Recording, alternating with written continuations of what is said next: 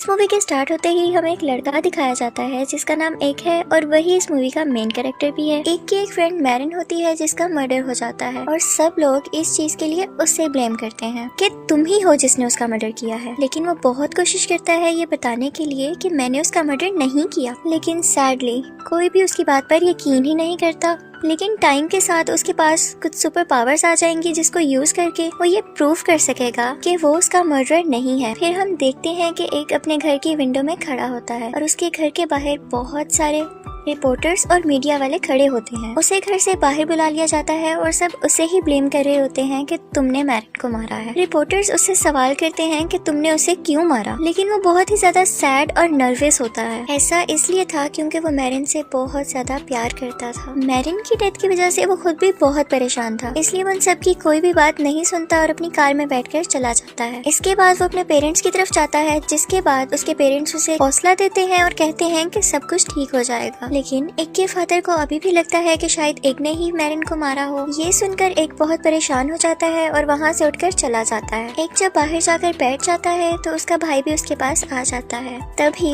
उनके बचपन का एक दोस्त आता है जिसका नाम ली होता है और वो उन्हें सैड न्यूज देता है कि लैब जल चुकी है और मैरिन के मर्डर केस में जो एविडेंस हमें मिलने वाले थे, यानी जो सबूत हमें मिलने थे, वो अब नहीं मिल सकेंगे। एक ये सुनते ही बहुत परेशान हो जाता है क्योंकि उस लैब में वो मेडिकल रिपोर्ट्स और पोस्टमार्टम रिपोर्ट्स मौजूद थी जिनकी वजह से मैरिन के रेपिस्ट और मर्डरर का पता लग सकता था। रात को मैरिन के फादर और उसके बाकी रिलेटिव्स एक जगह पर उसकी मेमोरी में कैंडल्स रखने के लिए इकट्ठे होते हैं। मैरिन के फादर उन सबको बताते हैं कि एक ने ही उनकी बेटी को मारा है और वो इसकी सजा पाकर जरूर रहेगा। एक ऊपर ट्री हाउस से बैठा ये सब कुछ देख रहा था। वो बहुत परेशान था क्योंकि एटलीस्ट उसे मैरिन के फादर से उम्मीद नहीं थी। उनके जाने के बाद एक वहाँ जाता है और गॉड से कहता है कि उसने ऐसा क्यों किया।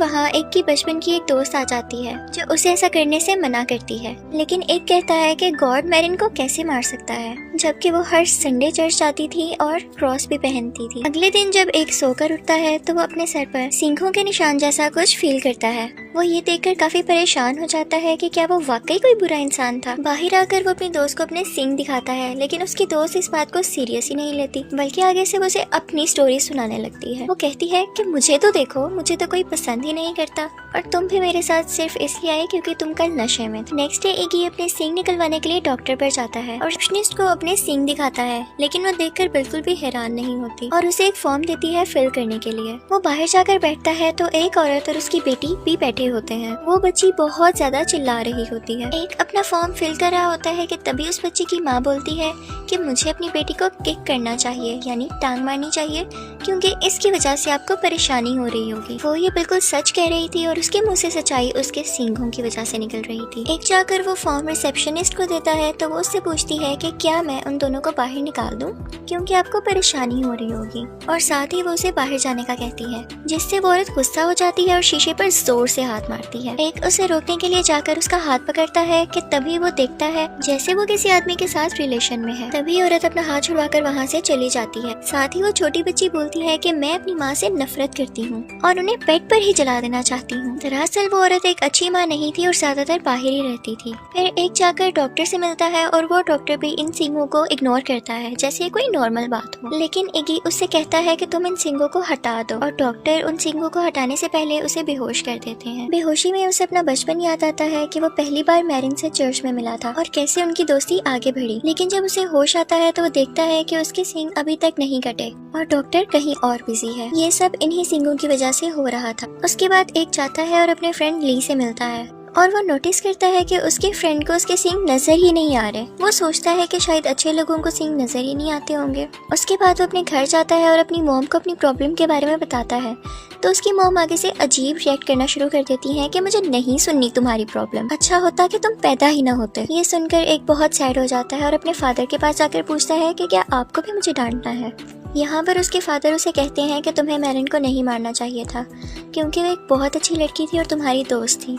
और एक कहता है कि डैड मैंने उसे नहीं मारा, आप मेरी बात का यकीन क्यों नहीं करते, मैं अपनी दोस्त को क्यों मारूंगा। लेकिन उसका फादर यकीन नहीं करता और बताता है कि मैंने ही लैब में आग लगवाई थी ताकि सारे सबूत जल जाएं और तुम बच जाओ। यहाँ पर एक अपने फादर से बहुत गुस्सा होता है और कहता है कि अगर आज आपने आग ना लगवाई होती तो अभी तक मैं बेकसूर साबित हो भी गया होता। और इवन असली मर्डर का भी पता चल चुका होता। और ये कहते ही वो वहाँ से निकल जाता है और अपने दोस्त ली को कॉल करके सब कुछ बताता है। तभी वो देखता है कि उसके पीछे कुछ मीडिया वाले आ रहे हैं। यहाँ एक क्लब में आता है जहाँ उसकी फ्रेंड काम करती थी जिसके वो घर गया था। रिपोर्टर्स उसके पीछे आ रहे होते हैं। तभी वो उनसे कहता है कि तुम सब में से इंटरव्यू मेरा वो लेगा जो सबसे ज्यादा बेस्ट होगा। और ये सुनते ही तमाम रिपोर्टर्स आपस में लड़ना शुरू कर देते हैं, जिसका फायदा उठाकर वो कैफे के अंदर आ जाता है। एक अंदर जाता है तो उसका ऑनर उसे बताता है कि मैं अपने इस क्लब को चलाना चाहता हूँ ताकि इंश्योरेंस के पैसे मुझे मिल सके। और ये सच भी उसने उसके सींगों की वजह से बोला। वहाँ पर बैठे सब लोगों से वो पूछता है कि क्या कोई मैरिन के मर्डर केस के बारे में जानता है। वहाँ पर बैठा हुआ एक आदमी उसे बताता है कि मेरा कजन पुलिस में है और वो जानता है कि नया विटनेस कौन है। वो बताता है कि वो एक वेट्रेस है जिसने तुम्हें और मैरिन को एक ड्रिंक सर्व की थी और उसी ने ये बयान दिया था कि तुम मैरिन को खींचकर वहाँ से ले गए थे। ये सुनते ही एक रिलैक्स हो जाता है क्योंकि अब वो जान चुका था कि उसके खिलाफ बयान किसने दिया। एक बाहर आकर अपनी कार में बैठ जाता है और वो रिंग निकाल कर देखने लगता है जो वो मैरिन को देने वाला था। सीन चेंज होता है और हम देखते हैं कि जिस रात मैरिन का मर्डर होने वाला था उस रात वो उसको प्रपोज करने वाला था। वो इस बारे में कुछ नहीं जानता था और उसने अपने फ्रेंड ली और अपने भाई को भी इनवाइट किया था। रात को जब वो मैरिन के पास आता है तो उन्हें एक वेट्रेस ड्रिंक सर्व करती है, लेकिन उसके प्रपोज करने से पहले ही मैरिन उससे कहती है कि हमें ब्रेकअप कर लेना चाहिए क्योंकि मुझे नहीं लगता कि अब हम साथ रह सकेंगे। एक बहुत ज्यादा सैड हो जाता है कि तुमने बचपन से मुझसे शादी करने के वादे किए थे और आज तुम ये कह रही हो। ये कहते ही वो वहाँ से गुस्से से बाहर आ जाता है। अगले दिन जब सुबह होती है तो पुलिस एक की कार के पास आती है और बताती है कि मैरिन का कत्ल हो गया है और तुम प्राइम सस्पेक्ट हो, यानी सबसे पहला शक तुम पर जाता है। अब सीन चेंज होता है और एक दोबारा दिखाया जाता है जो कि उस वेट्रेस से सच बोलने के लिए कहता है। वो कहती है कि मैंने झूठ तो इसलिए बोला था क्योंकि मुझे न्यूज़पेपर और टीवी में फेमस होना था। वो कहता है कि तुम्हारे इस बयान से कोई फायदा नहीं होगा क्योंकि वहाँ पे और भी विटनेस मौजूद थे जो बता सकेंगे कि मैं मैरिन को खींचकर नहीं लेकर गया। उसके बाद एक अपने भाई से मिलता है तो उसके भाई के मुँह से भी एक सच निकल आता है कि जिस रात मैरिन का मर्डर हुआ था उस रात मैं उसे उसके घर ड्रॉप करने गया था। ये सुनते ही एक अपने भाई को मारना शुरू कर देता है क्योंकि उसने ये बात तब नहीं बताई जब पुलिस इन्वेस्टिगेशन कर रही थी। एक अपने ख्यालों में उस रात का सीन देखता है जब उसका भाई मैरिन को लेकर जा रहा था, लेकिन वो बहुत नशे में था और उसकी ये हालत देखकर मैरिन वहाँ से उतरकर जंगल की तरफ चली गई थी और एक के भाई की आंख लग गई थी। लेकिन जब उसकी आंख खुली तो उसके कपड़ों पर खून लगा हुआ था और उसके पास एक पत्थर पड़ा हुआ था जिस पर खून था। वो काफी परेशान हो जाता है और जंगल की तरफ जाता है तो मैरिन की डेड बॉडी देखता है। उसे अपनी आंखों पर यकीन नहीं आ रहा था तो वो लेक पर जाता है और अपने कपड़े और पत्थर उस लेक में फेंक देता है। ये सब कुछ देखकर एक अपने भाई को ही रिस्पॉन्सिबल कहता है कि तुमने मैरिन को मारा। उसी वक्त पुलिस आ जाती है और एक को अरेस्ट करके पुलिस स्टेशन ले जाती है। अगले दिन एक का फ्रेंड ली उसे जाकर ले आता है। तब एक नोटिस करता है कि ली भी अपने गले में क्रॉस पहनता है और ये तो वही क्रॉस है जो मैरिन पहनती थी। एक उससे पूछता है कि ये क्रॉस तुम्हारे पास कैसे आया तो ली उसे बताता है कि मैरिन ने ये खुद मुझे दिया था। एक कहता है कि भला तुम्हें वो क्यों देगी जबकि हम दोनों एक दूसरे से प्यार करते थे। तो ली उसे बताता है कि जिस लड़के के लिए वो तुम्हें छोड़ रही थी वो मैं ही था। एक बहुत बुरी तरह मेंटली डिस्टर्ब हो जाता है कि उसकी फ्रेंड ने उसी के बेस्ट फ्रेंड के साथ मिलकर उसे चीट किया। तभी वो गुस्से में कार ड्राइव करते हुए मैरिन के फादर के पास चला जाता है। वो उससे पूछता है कि क्या आपकी बेटी मैरिन ने आपसे किसी दूसरे लड़के का कभी भी जिक्र किया। तो इस पर उसका फादर उसे कहता है कि नहीं, वो सिर्फ तुम्हारा नाम लेती थी और तुमसे प्यार करती थी, लेकिन तुमने तो उसे मार दिया। अब इससे पहले कि मैं तुम्हें मारूं तुम यहाँ से चले जाओ। फिर एक सुनसान जगह पर चला जाता है और अपने सींगों को निकालने की बहुत कोशिश करता है, लेकिन वो बहुत मजबूती से उसके सर के अंदर थे और अलग नहीं हो पा रहे थे।